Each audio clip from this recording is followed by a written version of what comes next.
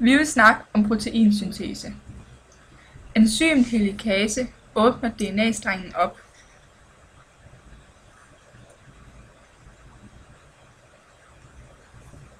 Frie nukleotider sættes på streng nummer 1 og kopierer derved streng nummer 2 ved hjælp af RNA-polymerase. I den nye streng erstattes tymin med uracil.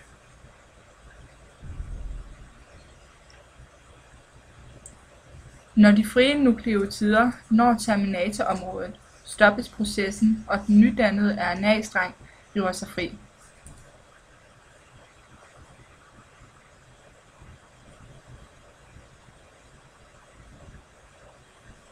Den nydannede RNA bevæger sig ud fra cellekernen og ud i cellens cytoplasma og er nu mRNA.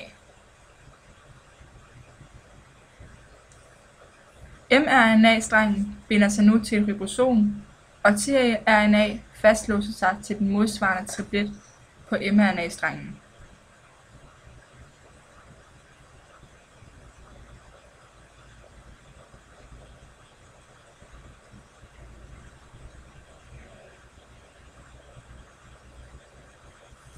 Ribosomen lukker sig omkring tRNA og mRNA-strengene.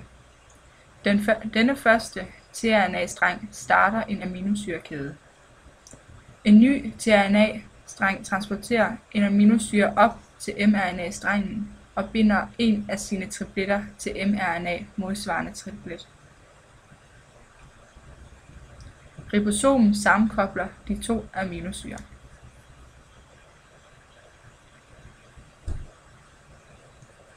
Og den første tRNA-streng frakobler sig mRNA-strengen.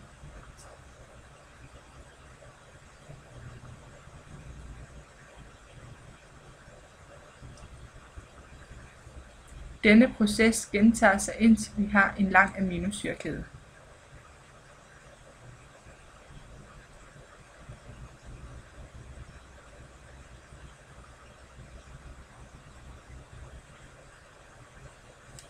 Denne aminosyrekæde bindes til sidst sammen til et protein.